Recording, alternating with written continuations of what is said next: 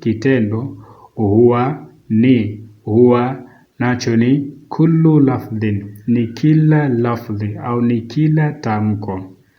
Alfi'lu kitendo, huwa kullu lafdhin, nacho kullu lafdhin ni kila tamko. Huwa nacho ni kullu ni kila lafdhin lafdhi au tamko. Yadullu kinachoonyesha au kuashiria. Ala hadathin juu ya nini? Ya tukio. Ala hadathin juu ya tukio. Muqtaranan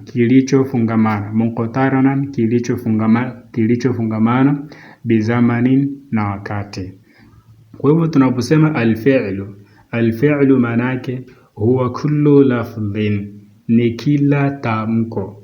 Yadullu ala hadathin kinachoonyesha au kuashiria. Ala hadathin juu ya tukio. Muqtaranan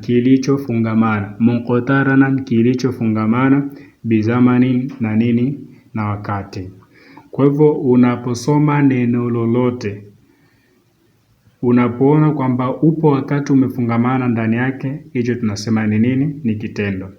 Mfano wa kitendo tuseme alienda. Alienda kwa Kiarabu tunasema dhahaba. Dhahaba kwa maana alienda. Hii ni wakati uliopita. Dhahaba alienda kwa maana ni kitendo ambacho ni katika wakati uliopita. Kwa hivyo alienda inaonyesha kabisa li inatuonyesha kwamba huu bana ni wakati ambao umefanya nini? Umeshapita. Kwa hivyo ndo maana ya alfi'l, kwamba ni tamko lolote ambalo linaonyesha tukio lililofungamana na wakati. Kwa hivyo dhahaba alienda katika wakati ambao uliopita. Tuseme anataka kwenda au wakati ujao, tutasema sayadhhabu.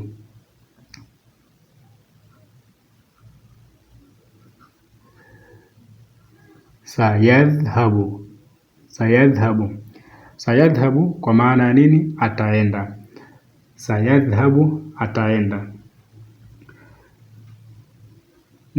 Tuseme kitendo kingine kusikia kwa maana ya sami'a. Kwa hivyo wakati uliopita tutasema sami'a, alisikiliza. Sami'a alisikiliza, wakati ambao umefanya nini? Wakati uliopita.